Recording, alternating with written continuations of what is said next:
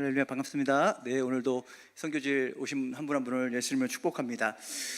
세상 살다 보면 기인들을 만날 때가 있습니다. 기인들, 귀인이 아니라 기인.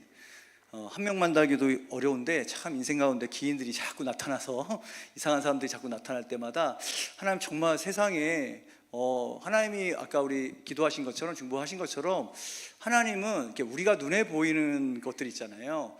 눈에 보이는 건 되게 한정적이죠. 왜냐하면 우리의 인간의 한계가 있기 때문에 우리가 보이는 건 한정적이지만 하나님이 하시는 일들은 정말 제한이 없으십니다.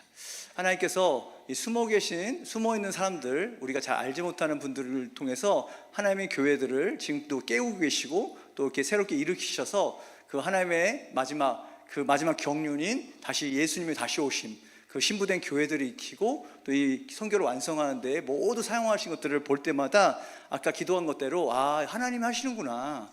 우리의 눈에 보이기에는 뭐가 잘 안 되는 것 같고 정말 그렇게 전진하는 것 같지 않지만 하나님 나라는 쉬지 않고 전진하고 있고 하나님 정말 쉬지 않으시는 것을 많이 느낍니다.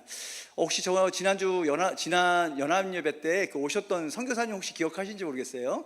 그때 그 선교사님이 베트남에서 오신 분이에요. 그 베트남에서 오셨는데 베트남 안 계세요, 이 양반이. 그래서 이 양반은 도대체 누구니? 그냥 어느 날 미국에 있는 저희 이사님한테 이분 오시니까 잘 모시라고. 그래서 우리 여기 이철성 집사님하고 남인아 집사님 그 곳에서 또 이렇게 집을 이렇게 해주셔서 거기 지내셨는데 전 모르는 분이에요, 이분이. 저는 모르는 분인데 왔어요. 그래서 또 제가 뭘 해야 되나 그랬는데 이분하고 이제 어쨌든 교제를 하면서 이분이 참 하시는 일이 하나님 하시는 일이죠. 그러니까 너무 놀라운 게 뭐냐면 이분이 뭐 하냐면은 동화책을 만드시는 분이에요. 동화책. 그러니까 세 가지 동화책을 만드는데 첫 번째가 뭐냐면 그 타이틀이 뭐냐면 원더풀 스토리. 두 번째 책이 제목이 뭐냐면 어메이징 스토리. 세 번째가 뭐냐면 미라클 스토리. 이게 뭔지 모르시겠죠? 무슨 동화책일까 궁금하시죠? 뭐냐면 원더풀 스토리는 뭐냐면 창조 얘기예요. 창조 스토리. 어메이징 스토리는 누구예요? 예수님의 이야기. 미라클 스토리는 뭐예요? 성경에 나오는 모든 기적들을 다 책으로 만든 거예요. 왜 이렇게 했을까요? 만약에 중동이나 이슬람국이나 뭐예요? 공산주의 국가에서는 만약 이 성경책을 출판하려고 그러면 출판하게 해주시겠습니까? 안 해주죠. 그러니까 동화책으로 만들어서 동화로 펴내니까 이게 출판사가 출판을 해주는 거예요. 원더풀 스토리라고 출판이 되고 어메이징 스토리가 출판이 되고 미라클 스토리가 출판되니까 그냥 그 나라 출판사에서 동화책이네 그런데 읽어보면 이거 하나님 창조 얘기네. 읽어보면 이거 예수님 얘기인데 성경에 나오는 모든 기적의 이야기가 이 책이네. 그래서 아이들이 읽다가 막 질문하는 거예요. 이거 우리 알라예요? 아니 예수님이야. 그럼 그래요? 그러면서 애들이 코란도 잘 모르는데 이 동화책 읽다가 예수님 믿고 어마어마한 지금 역사들이 일어나고 있다는 거죠. 전 세계 157개 언어로 다 번역이 되고 있다는 거죠. 너무 놀랍지 않습니까? 그래서 그때 윤대선 목사님 같은 경우에 이제 여기 호주에 있는 교회들, 저 에버리즌 교회들 이 책들 가져가서 읽히면은 얼마나 이 사람 애들이 좋아할까. 사랑하는 여러분, 그게 저희의 스토리 아닙니까? 하나님께서 말씀하신 이 모든 스토리가 우리 스토리 아닙니까? 그 스토리가 어쨌든 전해지고 있다는 거예요. 또 동일하게 하나님께서 계속 말씀드리지만 저희 한 분 한 분 있는 이 교회로 부르신 저희 하나님 우리 사람들은 저희가 하나님의 메시지자입니다. 하나님의 메시지 자체이고 하나님의 이야기 자체가 돼서 결국 그 이야기를 듣기 원하는 영혼들과 지역들과 열방 가운데 우리 자체가 이야기가 되는, 할렐루야. 그래서 여러분의 인생은 절대로 그냥 나 혼자만의 인생이 아니라는 거예요.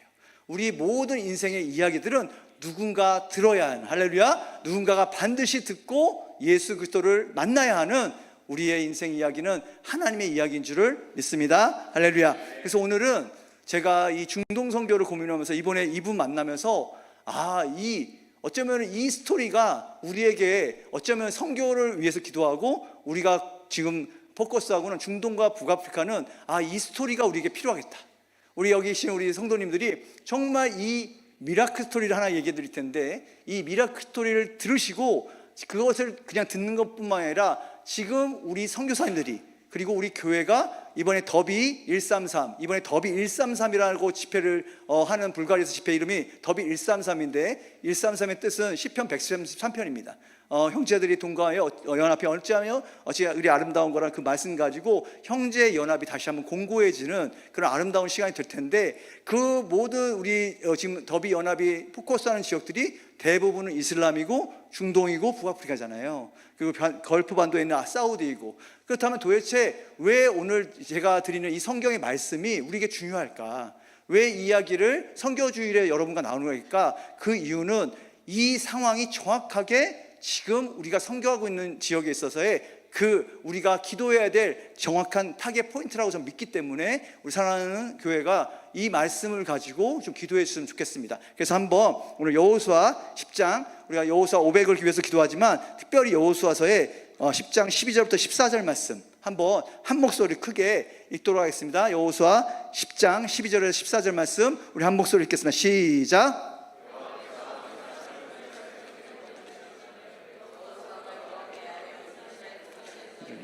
태양아 너는 기분의 위에 머무르라. 달아 너도 나는 걸작에서 그리할지어다 하매, 태양이 머물고 멈추기를 백성이 그 대적에게 원수의 같지 하였느니라. 아사의 책에 태양의 중천에 머물러서 거의 종일토록 송이 내려가지 아니하였다고 기록되지 아니하였느냐. 여호와께서 사람의 목소리를 들으신 이 같은 날은 전에도 없었고 후에도 없었나니 이는 여호와께서 이스라엘을 위하여 싸우셨음이니라. 아멘. 정말 신나는 기적의 스토리죠.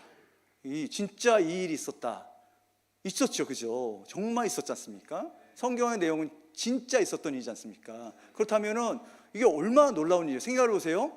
이게 과학적으로도 뭐냐면 지구가 자전을 멈춘 거잖아요. 아시죠? 지구가 자전과 공전을 하는, 그러니까 태양계의 주위를 공전하고 스스로 도는 속도가 시속 1600km인가 1600 얼마일 거예요. 정확히 모르겠지만 그렇게 막 빨리 이렇게 돌고 있는데 그걸 멈춘 거예요. 이때가 어떤 때였습니까? 지금 뭐예요? 아모리 사람들은 막 치고 있는데 이제 해가 점점 더 지고 있죠. 그때도 저 한 번에 말씀드렸지만 예전에는 낮에 싸우고 밤에는 싸울 수가 없었어요. 왜냐하면 어두워지면 모든 걸 멈춰야 됐었어요. 그럼 결국 뭡니까? 해가 뉘엿뉘엿 할 때 아모리 사람들이고 이스라엘 사람들도 그렇게 생각하겠어요. 그런데 지금 승세는 누구한테 있었습니까? 우리한테 있었죠. 우리가 이기는 싸움이었잖아요. 막 이기고 있는데 해가 질 때쯤 됐을 때 이스라엘 사람들은 좀만 더 시간 있으면 좋겠다라고 생각했을 거고, 아모리 사람들은 빨리 져야 내가 오늘 충전해서 내일 다시 한번 해보겠다 이렇게 생각하고 있는데, 갑자기 어떤 일이 생겨요? 지금 여기에 되게 중요한 말씀이 나왔죠. 여호수아가 누구한테 하릅니까? 여호와께 하는 거예요. 이게 무슨 얘기냐면 하나님께서 말씀을 듣고 한 게 아니라 여호수아가 이 아이디어를, 뭐예요? 해야 멈춰라, 달아 멈춰라, 이 아이디어를 여호수아로부터 나온 거예요. 이해되세요? 하나님께서 여호수아 달을 멈추라고 명령해라, 해를 멈추라고 명령하라가 아니라 여호수아가 알았다는 거예요. 나에게 무슨 권세가 있는지, 나에게 지금 해와 달을 명령하여 멈출 수 있다는 것을 알았다는 거예요. 그래서 어떻게 됩니까? 멈춘 거죠. 그런데 여기 말씀이 진짜 뭐래요? 여호와께서 사람의 목소리를 들으신 이 같은 날은 전에도 없었고 후에도 없었다. 할렐루야. 어마어마한 일이 일어난 거예요 지금. 그때 우리 쪽의 입장에선, 우리 이스라엘 입장에서는 이건 너무나 기쁜 소식이죠. 와, 하나님께서 우리와 함께 하신다. 정말 우리가 이 놀라운 일 가운데 하나님께서 우리에게 이런 기적을 베푸셨다고 하지만, 여기서 우리가 보고 싶은 건 뭐냐면, 오늘 저와 여러분이 보고 싶은 건 뭐냐면 저쪽 진영이에요. 아모리 사람 진영. 사랑하는 여러분, 처음에 복음이 한국에 들어왔을 때, 조선에 들어왔을 때 모든 미국 선교사들, 외국 선교사님들 우리나라를 볼 때 한 가지 중요한 한 구절이 있습니다. 뭐냐면 조선 사람들은 종교심이 강한데, 이렇게 돼 있어요. 이해되세요? 여러분, 종교심이 우리가 뭐 종교적이다, 율법적이다, 나쁜 것 같지만 사실은요, 종교심이 많다는 얘기는 뭐냐면 결국 하나님의 존재, 초월적인 존재에 대한 관심이 있다는 말입니다. 이해되세요? 다시 말하면 뭔가 마음 가운데 초월적인, 그러니까 뭔가 이제 이 하나님이라는 어떤 이 인간의 한계를 뛰어넘는 어떤 존재에 대한 인식이 있다는 게 종교심이거든요. 그런데 사랑하는 여러분, 인간이 타락 이후로요, 우리가 그 에덴을 떠난 이후로 우리의 눈이 가려졌습니다. 원래는 우리의 눈이 뭘 보고 있었습니까? 하나님의 영광을 바라봤습니다. 하나님의 아름다움을 바라볼 수 있었고요, 하나님의 그 위대하심을 바라볼 수 있는 눈이 있었어요. 근데 타락 이후로 눈이 어떻게 됐다고요? 가려지면서 우리의 눈은 더 이상 하나님의 영광을 볼 수 없는 수준이 되었습니다. 사랑하는 여러분, 혹시 제가 몇 번 말씀드렸지만 제가 그 신혼여행을 네팔로 갔잖아요. 예, 네팔로 갔습니다. 단기팀 따라서 갔어요. 단기팀 돈 대준다고 해서 따라갔어요. 예, 돈에 팔려서 신혼여행을 팔아버렸는데, 어쨌든 갔을 때 제가 그때 뭘 봤냐면요, 이래서 사람들이 그 에베레스트산을 숭배하는구나. 여러분 그거 아세요? 너무 아름답잖아요. 너무 놀랍잖아요. 그럼 무섭습니다. 어느 순간에 너무 아름답고 너무 내 수준을, 내 인간의 어떤 상상의 수준을 넘어가는 걸 보게 되면 인간은 두렵습니다. 하나님의 영광을 볼 때 인간의 반응이 그게 경외함이거든요. 무서워서가 막 뭐가 때릴까봐 해를 피가 무서운 게 아니라 너무 아름답기 때문에, 너무 놀랍기 때문에 내 상상에서 도저히 상상할 수 없는 것을 넘어갔을 때 뭐예요? 인간은 두렵습니다. 그걸 경외라 그럽니다. 타락으로 인해서 인간이 하나님의 영광을 더 이상 보지 못하고 하나님의 아름다움을 보지 못하기 때 인간은 뭐냐면 그것과 비슷한, 사랑하는 여러분, 이스라엘에서 단에서 부엘 세배까지를 이제 이스라엘을 말할 때 그 단이 어떤 곳이냐면 헐몬산의 이슬이 내려오는 땅이거든요. 그 사막 광야 가운데서 유일하게 정말 꽃이 피고 물이 흐르고 그 아름다움 속에서 사람들은요 그 아름다움에 매료될 수밖에 없다는 거예요. 그곳에 있는 산과 그곳에 있는 돌과 그곳에 있는 그 아름다움에 매료해서 그것을 어떻게 한다고요? 숭배하는 거죠. 인간의 눈이 가려진, 하나님의 아름다움을 보지 못하는 인간은 반드시 뭘 숭배한다고요? 우상을 숭배할 수밖에 없게 된다는 겁니다. 그런데 지금 어떤 일이 일어났습니까? 그렇게 그냥 여러분 그 아름다움을 그냥 숭배한 게 아니라니까요. 진짜 하나님을 믿었다니까요. 태양을 진짜 하나님을 믿던 아모리 족속이었어요. 그러니까 태양이 진짜 어떻게 보면 나의 모든 삶과 연결된, 그 태양이 아니면, 태양이 제대로 뜨고 비가 제대로 내지 않으면 농사가 지어지지 않잖아요. 그러니까 이 인간들에게 있어서 이 자연은 신과 같은 존재였다는 거예요. 그런데 어떤 일이 일어났습니까? 한 인간이, 여호수아라는 한 인간이 명령했는데 어떻게 돼요? 멈추는 거예요. 달이 멈추고 해가 멈추고. 무슨 얘기입니까? 이 사람들의 모든 세계관이 다 깨지는 거예요. 지금까지 그들이 믿고 왔었던, 그들이 지금까지 붙들고 왔던, 그래서 절대로 변하지 않을 것 같던, 어떻게 생각해 보세요? 생각해 보세요. 매일 뜨는 해가, 여러분도 한번 생각을 해보세요. 여러분의 인생 가운데 우리 오늘 해가 안 진다. 해가 안 진다. 뭐 하루는 어쩔 수 있겠지만 이 절대 절명의 상황에서 이게 안 진다. 해가 완전히 지지 않고 달도 안 지지 않고 계속 낮이다. 그랬을 때 어떤 일이 생기냐면 이렇게 뭐예요? 하나님의 영광 가운데 인간이 무너집니다. 사랑하는 여러분, 저희도 마찬가지입니다. 우리가 우리 삶 가운데 하나님의 영광을 볼 때가 언제입니까? 하나님을 경험할 때가 언제입니까? 우리의 일생생활이 늘 평온하고 늘 안전하고 늘 그대로 잘 지내야 될 것 같은 인생이 어느 날 멈추죠. 어느 날 무너집니다. 재정이 무너지고 건강이 무너지고 관계가 무너지고 상황이 무너질 때 그때 뭘 봅니까? 그때서야 내가 의지했던 것이 하나님의 영광, 하나님의 아름다움, 하나님의 위대함이 아니라 우상이었구나. 그때 뭐가 생깁니까? 하나님을 향한 갈망이 다시 생깁니다. 마찬가지입니다. 지금 이 중동 가운데 이 해가 멈춰야 됩니다. 이 달이 멈춰야 됩니다. 뭐예요? 알라라는 우상이 멈춰야 됩니다. 그들을 지탱하고 있다. 여러분 죄송하지만 저기 이제 스트라스로 필드로 가다 보면 왼쪽 벽에 스탑 제노사이드 써 있어요. 그 팔레스타인 국기 그려놓고 스탑 제노사이드. 그렇죠. 밖에서 보면 마치 이스라엘이 가자를 완전히 죽이고 있고 제노사이드, 그러니까 인종 말살하고 있는 것처럼 보이잖아요. 맞습니다. 근데 제가 말씀드렸잖아요. 왜 그렇습니까? 중동은 지금 어떤 시대라고요? 구약 시대라고요. 구약 시대는 뭐예요? 진멸하는 겁니다. 마찬가지로 뭐예요? 이슬람도 유대인을 진멸하기 위해서 이란은 끝까지 뭘 안 포기합니까? 미국하고 그렇게 협상하면서 협상에선 절대로 포기 안 해요. 왜요? 이스라엘 핵을 쏘기 위해서. 유일한 목적이에요. 이란이 핵을 만드는 유일한 목적은 지구상에서 이스라엘을 없애는 거 하나 위해서 한 국가가 그렇게 노력하는 거 보셨습니까? 이상하지 않습니까? 아니 도대체 이스라엘이 뭐길래, 그것도 같이 옆에 있는 붙는 나라가 아니라 멀리 떠오르는 페르시아, 이란이 그렇게 막 후티 반군과 헤즈볼라와 자기 프록시들을 통해서 계속 이스라엘을 죽이려고 하는 이유가 뭘까요? 그게 뭐냐면은 알라라는 우상이 뭐예요? 자신들의 모든 것을 지탱해 주는데, 그 알라의 명령이 뭡니까? 모든 유대인과 모든 그리스도인들을 진멸하라는. 그 상황에서 눈에 보기에 지금 구약에 있는 그 이스라엘 가운데 일어나는 이 상황에 대해서 우리는 속을 수 있다는 거예요. 왜요? 그들이 말하는 것이 맞으니까. 사랑하는 여러분, 저번에 한번 말씀드렸지만 지금 한국에는 무수히 많은 이슬람 나팔수들이 있습니다. 이슬람 나팔수다 그래서 뭐 이맘처럼 나오고 이슬람을 막 개종하고 그런 사람들이 아니라 각 대학마다 이슬람 연구소들을 세워서 그 이슬람의 의견들을 막 퍼뜨리고 있어요. 결국 모든 중동 문제를 그 문제의 초점을 어디로 두냐면, 다 들어보면, 잘 들어보면 마지막에 결론이 뭐냐면 중동 문제의 해법, 어떻게 하면 중동이 해결될까 하면은 그 근원으로 돌아갑니다. 그 근원이 뭘까요? 근원은 이스라엘이 만들어진 겁니다. 중동이 이렇게 갈등과 전쟁 가운데 들어간 이유는 이 이슬람이 생각하고 지금 프로파간다, 한마디로 선전선동하는 게 뭐냐면은 이스라엘이 건국되지 않았으면은 이런 중동은 평화로웠다는 겁니다. 거짓말입니다. 주사님, 거짓말입니다. 사랑하는 여러분, 우리 중동을 선교하시고 무슬림을 사랑하시는 우리 히스토리 교회 여러분, 그건 거짓말입니다.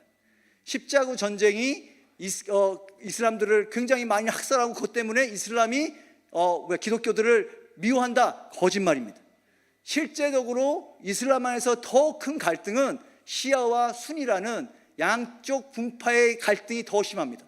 이게 진리입니다. 그러나 이거를 가리고 뭐라 그래요? 자꾸 뭐라고 할겁니까? 자꾸 중동 문제의 근원은 개신교들 중에 시오니즘 뭐예요? 이스라엘을 축복하고 이스라엘을 사랑하는 사람들이 자꾸 모여서 이스라엘을 세움으로써 이 문제가 발생했다라는 그런 선전선동을 하는데, 많은 교회들이, 많은 하나님 사람들이 믿고 있다는 거예요. 우리가 마치 이스라엘을 기도하고 이런 상황에서도 이스라엘 쪽에 있으면, 저 시온주의자들, 저 정말 이스라엘, 저 악랄한 사람들을. 그러나 아시다시피 뉴스에 나오지 않는 수많은 정말 학살과 수많은 테러가 이스라엘에서 곳곳에 일어나고 있어요. 사랑하는 여러분, 며칠 전에 그 후티 반군, 예멘에 있는 반군이 뭘 쐈어요? 탄도미사일을 쐈어요. 여러분, 탄도미사일을 우리나라 치면 어떤 경기도나 어떤 충청 남북도를 합한 그런 곳에다가 지금 탄도미사일을 쐈다니까요. 이게 말이 돼요? 안 되는데 이런 것들은 뉴스엔 거의 안 나오고, 그것도 탄도미사일 3번 보는 게 아니라 지난 10월 이후, 이번에 휴전 이후로 39개를 쐈다는 거예요. 한 발만 떠나도 한 도시가 초토화될 수 있는 그런 핵폭탄이라, 그럼 탄도미사일을 쏘는데도 뉴스에 안 나오고 가자 지역에 있는 이 전쟁들만 나오고 있는. 다시 돌아와서, 그렇기 때문에 이슬람은 뭘 믿습니까? 이슬람에게선 모하메드라는 그 선지자가 그 모하메드 살아 생전에 한 번도 기적을 행하지 않았습니다. 기적이 없어요. 기적을 일으킨 게 없어요. 병을 고친 적도 없고 죽은 자를 살린 적도 없고 뭐 한 게 없어요. 그래서 이슬람, 우리 무슬림 형제들 안에서는 뭐가 가장 갈망될까요? 기적입니다. 기적입니다. 그래서 하나님이 왜 중동 지역 가운데 그 많은 기적과 이사와 꿈과 환상으로 그들을 만나 주실까요? 그들이 갈망하는 그들의 마음을 아시기 때문입니다. 그들이 유일하게 모하메드에, 그들이 하나의 알라, 자신들이 믿는 알라가 자신들을 지지한다고 하고 믿을 수 있는 근거가 뭐냐면은 전쟁에서 이기는 거예요. 전쟁에서 승리하는 것이 알라가 우리와 함께한다는 증거라는 거예요. 그러니까 계속해서 전쟁과 테러 가운데 승리하면 어떻게 돼요? 알라가 우리와 함께하는구나, 알라가 우리와 함께했구나라고 그것들을 통해서 뭐예요? 자신들의 믿음을 갖고 왔다는 거예요. 그런데 어떻게 됐습니까? 이번에 헤즈볼라가 졌어요. 이건 어마어마한 색깔입니다. 왜냐하면 헤즈볼라의 그 수장이었던 하산 나스랄라라는, 지금은 사망했지만 그 사람이 1992년도에 중동 국가 중에서는 첫 번째로 이스라엘이 이긴 군대의 장관입니다. 이스라엘 군대를 한 번도 이긴 적이 없어요. 그런데 하산 나스렐라가 자기 아들이 죽으면서까지 그 이스라엘하고 92년 싸워서 이스라엘을 쫓아냅니다. 그래서 그 국경선을 거기까지 밀고 내려온 거예요. 그런데 그때 하산 나스렐라가 한 말이 있습니다. 속된 말로 망했다. 괜히 이겼다. 이제 어떡하지? 왜냐하면 그때부터 1992년부터 이스라엘은 뭘 하냐면 이제 왜 졌는지를 고민합니다. 그래서 그 전쟁을 한간의 말로는 10,000번 이상 돌려봤대요. 왜 졌을까? 왜 졌을까? 왜 졌을까? 왜 우리가 쟤네가 졌을까? 10,000번 돌려서 결론 낸 거잖아요. 그리고 2000년에 뭐예요? 거기다가 무전기 보낸 거 아시잖아요. 그죠? 무전기 보냈잖아요.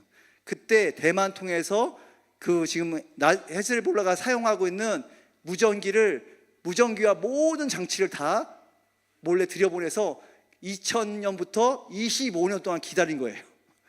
25년 동안 계속 듣고 있었던 거예요. 언제 이 폭탄을 터뜨려야 될지. 어마어마한 사람들 아닙니까? 10,000번을 돌리고 시뮬레이션, 그리고 폭탄 들여놓고 나 같으면 에이 빨리 팡 해서 빨리 끝내버릴 텐데 그게 아니라 지금인가 그러다가 마지막에 가장 적절한 순간 뭐였냐면 무전기에서 그랬다는 거 아니에요. 야, 이 무전기 좀 이상하지 않아? 뭐 뭔가 우리 거 자꾸 듣는 것 같지 않아? 그러니까 딱 터뜨려서 싹 다 폭사시켜버리는, 핵심 요원도 다 폭사시켜버리는 그런 일을 통해서 지금 이 헤즈볼라가 짐으로 말미암아 아까 말했던 지금 이 시아 같은 경우는요 순교의 영성이거든요. 아까 말씀한 이란은 이스라엘을 없애는 게 자신들의 정체성인데 지금 이스라엘한테 지금 지고 있는 거죠. 이게 뭐예요? 이들의 세계관이 지금 흔들리는 겁니다. 이들의 안에서 달이 멈추는 사건이고 해가 멈추는 사건이에요. 이때 우리가 기도할 게 뭐예요? 정말 이들이 해가 멈추고 달이 멈췄을 때 지금 이 일이 어디로부터 말미암은 것이다? 하나님께로 말미암은 것이다. 그것을 위해서 지금 뭐 하고 있는 거예요? 제단의 전쟁이 선교지에 있는 겁니다. 제단의 싸움이 선교지에 있는 겁니다. 우리 선교사님들 거기서 뭐 하세요? 예배하는 거죠.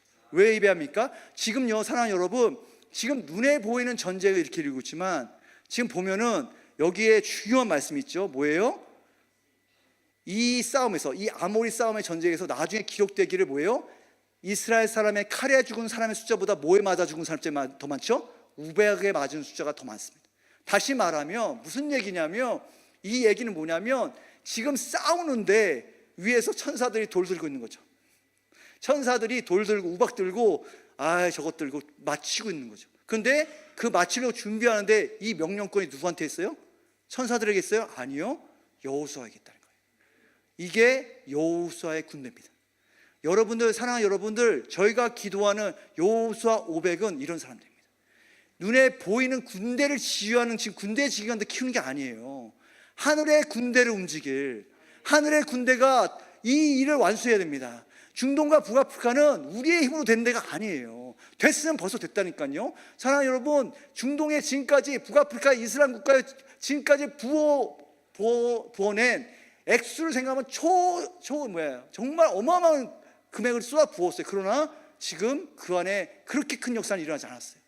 그렇다면 분명히 뭐예요? 지금 하나님께서 우리에게 뭐 말씀하시는, 만약 정말로 사랑하는 여러분, 저희가 기도하고 있는 여호수아 500이 하나님께로 온 거라면 그 여호수아 500이 우리가 생각하는 눈에 보이는 교회를 움직이는 사람들일 수도 있지만, 그런 다음 세대일 수도 있지만, 실제 뭐겠습니까? 하나님의 군대를 움직이는, 하나님의 군대를 움직여서 이스라엘 칼에 죽은 자보다 뭐가 많다고요? 하늘의 우박에 맞아 죽은 자들이 더 많은, 그러니까 우리가 하는 역사보다 더 큰, 아까 우리 오늘 기도처럼 인간이 하는 능력이 아니라 하나님이 하시는 능력을 풀어낸 자들, 그게 어디 나오냐면 여호수아 5장 13절에서 15절입니다. 함께 읽겠습니다. 제가 읽겠습니다. 여호수아 5장 13절 15절. 이 일이 있기 전입니다. 이 아모리 싸움과의 전투 전에 여호수아가 누굴 만납니다. 제가 읽겠습니다. 여호수아가 여리고에 가까이 이르렀을 때 눈을 들어본즉 한 사람이 칼을 빼어 손에 들고 마주 서 있는지라. 여호수아가 나아가서 그에게 묻되 너는 우리를 위하느냐 우리의 적들을 위하느냐 하니 그가 이르되 아니라 나는 여호와의 군대 대장으로 지금 왔느니라 하는지라. 여호수아가 얼굴을 땅에 대고 엎드려 절하고 그에게 이르되 내 주 종에게 무슨 말씀을 하려 하시나이까. 여호와의 군대 대장이 여호수아에게 이르되 내 발에서 신을 벗으라. 내가 선 곳은 거룩하니라 하니 여호수아가 그대로 행하니라. 여기서 사랑하는 여러분 보이십니까? 이 원리가 보이십니까? 지금 군대 대장이 왔습니다. 군대 대장이 할 일 없어서 왔겠습니까? 여호수아를 그냥 시간 남아서 만나러 왔겠어요? 아니요. 지금 이 전쟁을 향해서 연합군으로 지금 동참하기 원해서 왔습니다. 그런데 그 작전권이 어떻게 넘어갑니까? 그 하늘의 군대를 움직일 수 있는 작전권, 한마디로 그 권세가 어떻게 옵니까? 거룩한 곳에서 신을 벗는 겁니다. 예배입니다. 예배입니다. 철저한 예배 가운데, 그곳 가운데 우리의 낮아진 마음 가운데, 우리가 세상의 권세는 내가 취하고 뭔가 능력으로 힘으로 막 차지하지만 하나님 나라의 권세는 어떻게 합니까? 낮아지는 겁니다. 예수님께서 십자가에 달리심으로 그 부활로 말미암아 다시 하늘의 자리를 회복하셨듯이 동일하게 우리의 다음 세대가 가야 될 그 여호수아의 군대로 일어나는 길은 바로 이겁니다. 거룩한 곳에서 예배하며 자신의 뜻과 계획을 내려놓고 하나님 앞에 순종하는, 할렐루야, 그것을 위해서 지금 하나님께서 지금 이 어마어마한 군대 연합들을 만드시고 지금 더비의 연합들을 부르시고 이 더비 연합의 133 대회를 통해서 정말 하나님의 우리의 자원들을 보고 우리의 자원들이 어떻게 지금 배치되는지 보고 이제 우리의 포커스는 이 선교의 시작이 아니라 선교의 완성, 마지막 때의 선교의 피니시 더 미션을 향해서 어떻게 우리가 연합하고 어떻게 선교해야 할지를 알려주시기 위해서, 그거 플러스 이제는 이 땅의 전쟁이 아니라 하늘의 차원의 전쟁을 풀어내기 위해서. 그런데 성경에는 이 전쟁을 풀어낼 이 시대적 상황과 똑같을 때 있었던 선지자가 있습니다. 지금 우리 시대가 살고 있는 시대와 비슷한 시대 많죠. 선지자들의 선지서를 보면은 마치 우리가 살고 있는 시대가 너무 동일할 때가 많죠. 그러나 특별히 요 마지막 때 우리가 봐야 될 선지자가 누구냐면 스가랴입니다. 스가랴서 1장 보겠습니다. 스가랴서 1장 말씀, 1장 18절부터 우리 21절 말씀 한 목소리로 읽겠습니다. 시작. 내가 눈을 들어본즉 내게 뿔이 보이기로 이에 내게 말하는 천사에게 묻되 이들이 무엇이니까 하니 내게 대답하되 이들은 유다와 이스라엘과 예루살렘을 흩뜨린 뿔이니라. 그때 여호와께서 대장장이 4명을 내게 보이시기로 내가 말하되 그들이 무엇하러 왔나이까 하니 대답하여 이르시되 그 뿔들이 유다를 흩뜨려서 사람들이 능히 머리를 들지 못하게 하니 이 대장장들이 와서 그것들을 두렵게 하고 이전의 뿔들을 들어 유다의 땅을 흩뜨린 여러 나라의 뿔들을 떨어뜨리려 하느니라 하시더라. 아멘. 이게 마지막 때의 선교의 부르심의 회복이 돼야 되는 파트입니다. 저는 그렇게 믿습니다. 왜냐하면 사랑하는 여러분, 선지서 가운데 그 시대 가운데 선지자를 통해서 하나님 하시는 말씀들이 선포되는 것이지만 동일하게 하나님께서는 이 시대 가운데 살고 있는 우리에게 예언적인 메시지를 주시기 위해서 이 선지서의 기름 부으심을 우리에게 주실 때가 있습니다.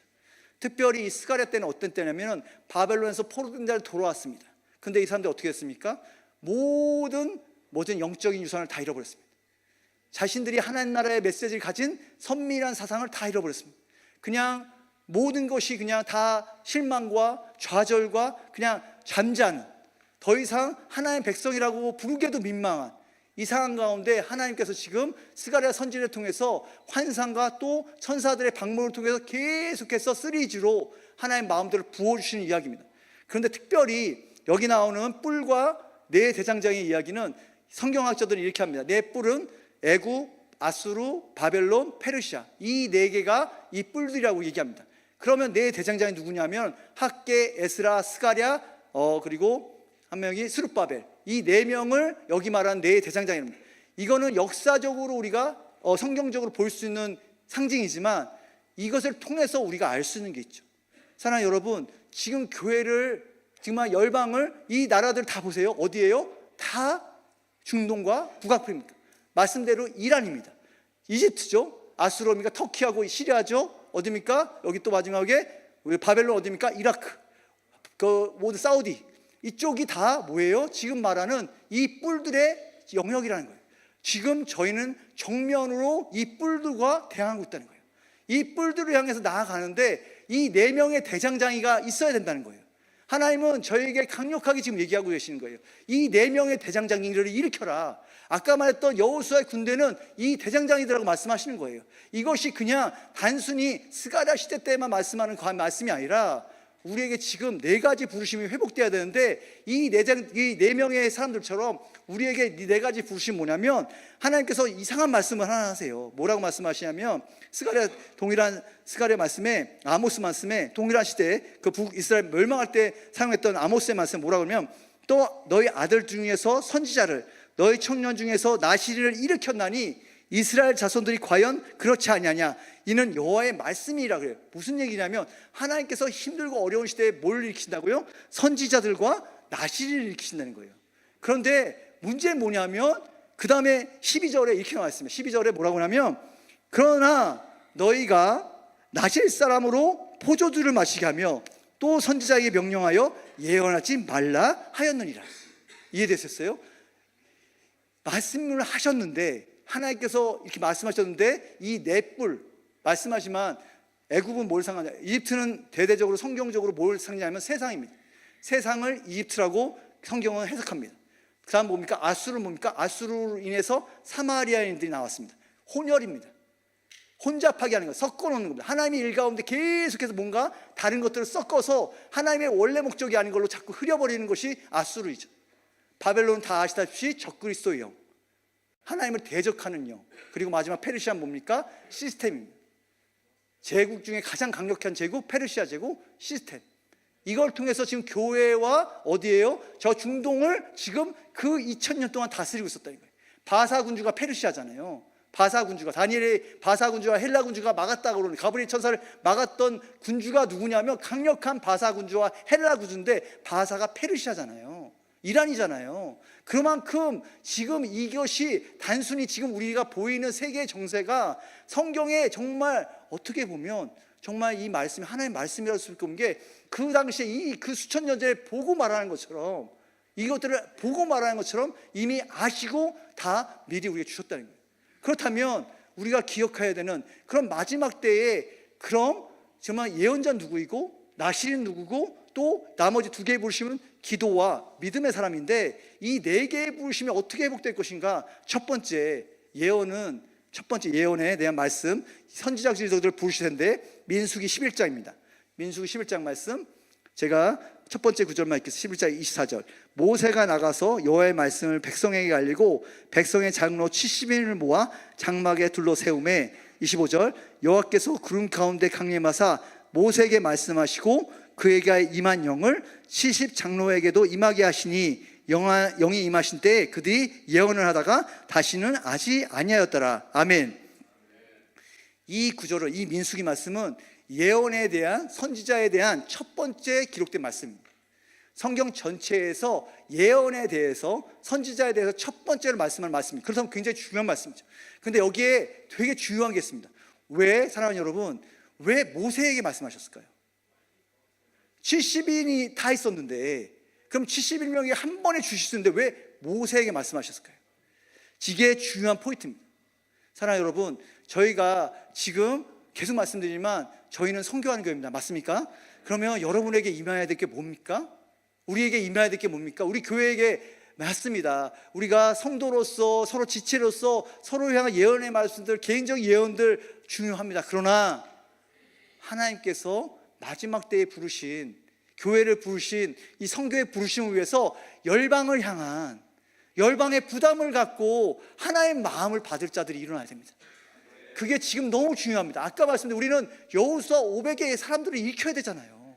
그렇다면은 지금 우리가 서로 예언하고 서로 세워주는 이게 나쁘다는 것이 아니라 다음 차원은 뭐냐면 모세에게 실화있게 말씀에 이렇게 되어 있습니다.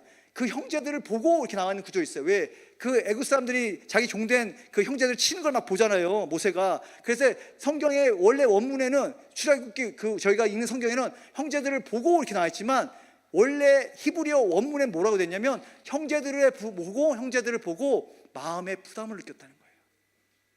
사랑하는 여러분, 지금 우리가 일으켜야 될 예언자들, 선지자들은 이런 사람들입니다. 열방의 소식을 들었을 때 마음의 부담을 느끼는 자들, 이스라엘 향해서 마음을 부담을 느끼는 자들, 중동과 북아프리카 오늘 아까 기도한 대로 그냥 흘러가는 것이 아니라 정말 왜 저 나라 저 땅이 왜 우리 선교사님들이 아프고 힘들고 어려운 거 그거 중요하죠. 그러나 그것도 기도할 뿐만 아니라 그 어렵고 힘들고 아픈 이유가 뭐겠습니까? 그 땅을 2000년, 3000년 오랫동안 타락 이후로 계속 그 땅의 군주가 되어서 통치하면서 하나님의 사람들과 하나님의 영혼들을 쇠사슬에 묶어놓고 어둠에 묶어놓고 죄와 사망에 묶어놓는 그 권세들을 아직 이기지 못했기 때문에, 그것 가운데 하나님 나라가 선포되지 않았기 때문에 지금 일어나는 일들 아니겠습니까? 이런 것에 대해서 마음이 힘든 자들, 마음이 부담 있는 자들이 어디로 가겠습니까? 기도의 자리로 가는 거죠. 예배의 자리로 가는 거죠. 그 사람들이 그렇게 기도하면 어떻게 된다고요? 그들에게 임한 영이 어떻게 해요? 임파테이션 되는 거죠. 지금 그게 원하는 거예요. 하나님이 지금 제가 여기 지금 시드니의 교회들을 막 돌아다녀 보니까 정말 그게 필요한 것 같아요. 누군가 정말 중동과 북아프리카를 기도하는 사람들 없어요.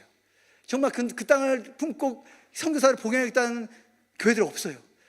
어떻게 제가 그렇게 보니까 정말 유일할 수도 있겠다. 어쩌면 호주 전체에서도 손가락에 꼽을 수도 있겠다는 마음 들어요. 왜 그럴까요? 왜요? 우리만 하라고? 아니요. 우리에게 임한 그 땅을 향한 부담이 어떻게 돼요? 이 땅 가운데 스프레드 나오게. 그래서 이 땅에는 무슬림들이 돌아오는데 마음을 두고, 이 땅에 하나님의 나라가 회복되는데 마음을 두고, 결국 선교의 완성을 위해서 마지막에 피니시 더 미션을 위해서 일어나게 하기 위해서 지금 우리에게 그 부담을 주신다고 믿습니다. 이런 사람들이 일어날 것을 예수님은 선포합니다. 두 번째는 나신의 부르심이에요. 나신의 부르심 가운데 많은 내용들 다 아시겠지만 그 중에 제가 5절 그 민수기 6장의 5절, 제가 5절부터 읽겠습니다. 그 서원을 하고 구별하는 날 모든 날 동안은 살도를 절대로 그의 머리에 대지 말 것이며 자기 몸을 구별하여 여호와께 드린 날이 차기까지 그는 거룩한즉 그의 머리털을 길게 자라게 할 것이며 자기의 몸을 구별하여 여호와께 드리는 모든 날 동안은 시체를 가까이 하지 말 것이요. 특별히 아시잖아요. 나신이 포도주와 독주를 마시지 않는 거 아시잖아요. 그건 뭐죠? 세상의 쾌락을 쫓아 살지 않는다는 거 다 아시잖아요. 머리를 깎지 않는 건 뭐예요? 헌신이잖아요. 머리는 헌신을 상징하니까 머리를 깎지 않는 내가 하나님께 완전 데디케이트 하다는 상징이라는. 그렇다면 죽은 것을 만지지 않는 건 뭘까요? 그때 한번 말씀드린 적 있죠. 뭡니까? 누가복음의 9장에 나오는 말씀, 또 다른 사람에게 나를 따르라 하시니 그가 이르되 나로 먼저 가서 내 아버지를 장사하게 허락하옵소서. 이르시되 죽은 자들로 자기의 죽은 자들을 장사하게 하고 너는 가서 하나님 나라를 전파하라 하시고. 무슨 얘기입니까? 죽은 게 뭐예요? 여기서 나오는 민수기에 나오는 말씀은 죽은 것들은 시체나 이런 것들이잖아요. 시체나 뭐 죽은 동물들이지만 지금 우리에게 예언적으로 다시 풀어주는 말씀은 뭐냐면 우리의 생각입니다. 인간의 생각은 뭐예요? 죽는 겁니다. 인간의 한계, 우리가 생각하는 한계들, 이미 우리의 계획들, 우리의 가운데 있는 안 된다고 생각하는 것들부터 시작해서 우리가 생각하는 효과적이고 효율적이라는 생각들을 버릴 때, 이 얘기가 뭐라고 말씀드렸잖아요. 뭐예요? 지금 아버지가 돌아가신 게 아니라니까요. 지금 이 내용은 아버지가 돌아가신 게 아니라 앞으로 아버지가 돌아가실 텐데 내가 그때 내 분깃을 가지고 아버지께서 나에게 나누시는 그 유산을 가지고 내가 예수님 따르면 어떻겠습니까? 라고 나의 계획과 나의 계산을 얘기할 때 예수님 뭐라고 해요? 죽은 자들로 죽은 자를 장사하게 해라. 지금 필요한 나시는들 뭐냐면 자기의 생각을 버린 자들입니다. 자기의 인간적인 계산을 버린 자들이에요. 아 이렇게 하면 되겠지, 아 이렇게 하면 되겠지, 아 이거면 되겠지, 이 정도면 되겠지가 아니라 정말 하나님이 버리라고 하시면 즉시 따를 수 있는, 하나님께서 맞다고 하시면 정말 옳다고 생각하시고 따르는 자들이 일어나야 마지막 때에 이 여호수아의 군대가 이루어질 줄 믿습니다. 아멘.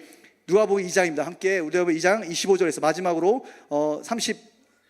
38절까지 함께 한 절씩 우리 교독하러 가겠습니다. 누가복음 2장 25절에서 38절까지 한 절씩 교독하겠습니다. 제가 먼저 읽고 한 절씩 교독하겠습니다.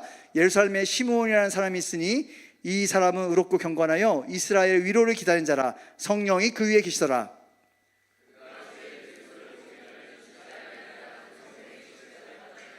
성령의 감동으로 성전에 들어가매 마침 부모가 율법의 가례대로 행하고자 하여 그 아기 예수를 데리고 오는지라. 주제의 의제는 말씀하신 대로 종을 평안히 놓아주시는도다. 이는 만민 앞에 예비하신 것이요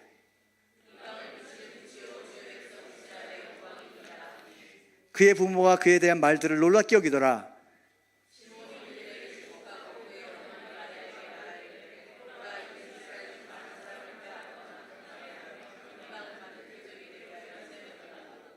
또 칼이 내 마음을 찌르듯하리니 이는 여러 사람의 마음의 생각을 드러내려 함이니라 하더라.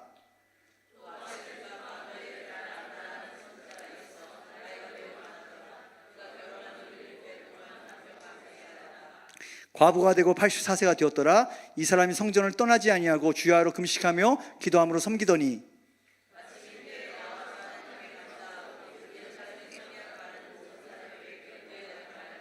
아멘. 사랑하는 여러분, 아까 맨 처음에 우리가 부르심에 그 내재장장이의 부르심, 첫 번째 부르심은 뭐였습니까? 나신의 부르심과 그다음 뭐였어요? 첫 번째가 좀 기억나시죠? 뭐였습니까? 첫 번째가 예언자, 선지자들의 부르심이 회복되는 거, 두 번째 나신이 회복되는 거, 세 번째 믿음의 사람입니다. 여기에 두 사람이 나옵니다. 한 사람은 시므온, 다른 사람은 안나죠. 특별히 시므온 장로, 이 사람은 유대 역사서에도 기록되어 있고 구약에 보통 역사서 다른 외경 같은데 기록되어 있는 사람이 바로 시므온 장로입니다. 여기는 장로란 말이 빠져 있지만 이 사람이 역사적으로 누구냐면, 여러분 혹시 70인역 들어보셨습니까? 70인역이 알렉산드리아에서 그 프톨레마이어스라는 프톨레마이어스 2세라는 이집트 그때 당시에 바로가 이 알렉산드리아의 큰 도서관을 세우면서 이 구약이 우리 도서관에 있어야 된다라고 생각해서 유대인 학자들을 불러다가 성경을 번역시키죠. 그때 왔던 사람이에요. 그러면 여러분 놀라셔야 됩니다. 왜 놀라셔야 되는지 아세요? 그때가 언제냐면 BC 300년입니다. BC 300년이에요. 그럼 이 사람 지금 말하는 시몬이 만약 그 사람이 맞다면 이 사람 나이 뭐예요? 300세 이상이라는 거죠. 이해되세요? 그러나 이것은 이게 역사서에 기록된 대로 믿는 사람들은 이걸 진짜로 믿고 있습니다. 이 사람이, 그러니까 이 말이 이해가 되는 거죠. 뭐라고 얘기합니까? 이제야 조의 주영을 평안히 놓아주신도다. 이분이 만약에 그 사람이든 아니든 어쨌든 우리가 한 가지 분명하죠. 정말 오랜 세월 동안 메시아를 기다렸다는 거. 그 역사서에 이렇게 기록되어 있습니다. 그 프톨레마이어스가 시몬을 장로를 데려왔는데 시몬 장로가 번역하기로 한 구절이 이사야 7장 14절 뭐지 아시죠? 처녀가 잉태하여 아들을 낳으리니 그의 이름은 임마누엘, 이 구절이에요. 그런데 시몬 장로가 쓰려고 어떻게 처녀가 아들을 낳지? 말도 안 되잖아. 그래서 본인이 처녀 대신에 여자를 쓰려고 하면은 계속 붓이 꺾어지는 거예요. 7번이 부러졌대요. 그리고 이거는 하나님의 뜻인가 보다 그래서 처녀라고 번역했는데 그때 성령께서 네가 주의 그리스도를 보기 전에는 죽지 아니하라는 그때 지시를 받는다고 합니다. 그리고 예루살렘 돌아와서 그때부터 성전에서 기다린 거예요. 만약에 그 세월을, 만약에 정말 맞다면 300년을 그 세월을, 진짜 주의 그리스도를 보기 전에 그 세월이 어땠을까요? 한번 상상을 해보세요. 아무 징조가, 아시잖아요? 신구약 중간기, 말라기 이후에 선지자가 없던 그 암흑기 가운데 정말 예수가 오신다고? 계속 유대 이스라엘은 계속 부패되고 로마의 지배 아래서 절대로 독립할 것 같지 않고 정말 종교적인 사람들은 계속 바리새파는 계속 더 종교적으로 강해지는 그 상황에서 매일 성전에서 300년을 기다린다고 생각해보세요. 아니 몇십 년이라도 그 믿음을, 우리에게 만약 10년이라고 그렇게 이 믿음 붙잡을 수 있는 분이 있을까요? 그러나 붙잡았다는 거예요. 지금 세 번째 일어날 사람들 누굽니까? 이런 사람들입니다. 정말 하나님 말씀하셨다면 이루어질 것입니다. 하나님께서 약속하신 거라면 이루어질 것입니다. 내 눈에 보지 않아도, 내 눈에 아무 증거가 보이지 않아도 주님 맞습니다. 제가 이 시므온 장로와 같이 정말 주세요, 이제는 종을 평안히 놓아주신다, 내가 그 약속을 이루어질 것 믿습니다라고 고백하는 사람들 중에서 뭐예요? 이 일들을 이루어 가실 거예요. 마지막은 누굽니까? 우리가 잘 아는 듯이 모든 저희가 기도회 시작할 때마다 기도의 집에 가장 중요한 인물이죠. 누굽니까? 에나스 콜링이라고 말하는 안나입니다. 바누의 딸 안나. 여기도 원래 본문에는 그 72년 보면은 과부가 되고 84세가 됐다 그러지만 실제로 뭐냐면 과부가 된 게 아니라, 과부가 되어 84세가 된 게 아니라 84년이 된 겁니다. 과부로서 이 7년 동안 그 결혼 생활 유지하다가 84년 동안을 주야로 뭐예요? 성전에서 기도한 거예요. 그 당시에는 성전 옆에 이런 기도하는 사람들을 위한 방이 있었대요. 그래서 안나가 거기 머물면서 주야로 금식하면서 뭘 기다렸냐면, 여기 보면 나옵니다. 예루살렘의 속량을 바라는 자들, 다시 말하면 마지막 때를, 예수님의 다시 오심을 기다리는 자들, 그 기든을 가지고 기도한 자들과 분별할 수 있는 마음을 주셨다는 겁니다. 지금 아까 말했던 이 중동 선교회에서 지금 가장 중요한 4키를 말씀드렸어요.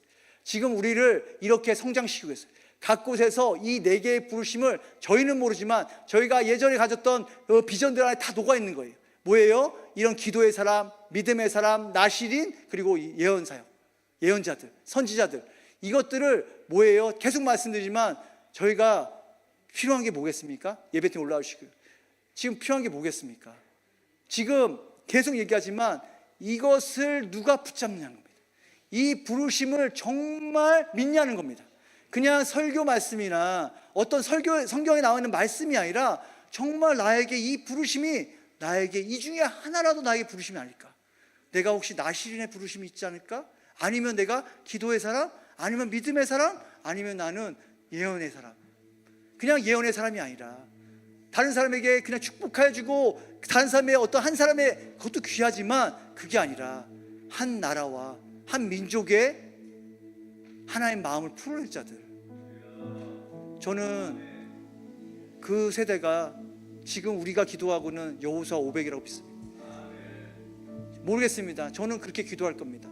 저는 이 넷불들 정말 어쩌면 우리 이 땅의 교회들을 삼키고 있는 거 이거 아닙니까? 세상의 영, 뭐 혼합, 혼돈, 적그리스도의 영, 막 교회가 마치 숨을 못 쉬도록 막 조여오는 것 같지 않습니까? 다음 세대 다 죽이는 것 같지 않습니까? 그런데 하나님이 일으키시겠다는 거잖아요. 이 부들을 꺾어서 틀을 절대로 꺾이지 않을 것 같지만 절대로 무너지지 않을 것 같죠, 우리 눈에는. 근데 뭐예요? 일으키신다잖아요. 일으키겠다고 하셨잖아요. 여호수아 500 일어나고 말씀하셨잖아요. 그럼 뭐예요? 이거를 누가 믿느냐의 싸움이죠. 누가 믿느냐의 싸움이죠. 누가 정말 믿고 그냥 믿는 거, 믿죠, 그게 아니라 정말 믿는다면 내가 이 부르신 가운데 정말 나를 불러주길 원합니다. 내 모습은 내가 어떻게 기도의 사람이 되겠어요? 내가 무슨 믿음의 사람이 되겠어요? 무슨 내가 나스린이겠어요? 누가 선지자이겠어요? 하지만 하나님 나가 부르신다면, 하나님 정말 나를 그렇게 쓰시기 원한다면 하나님 따라가 보겠습니다. 내가 한번 따라가 보겠습니다.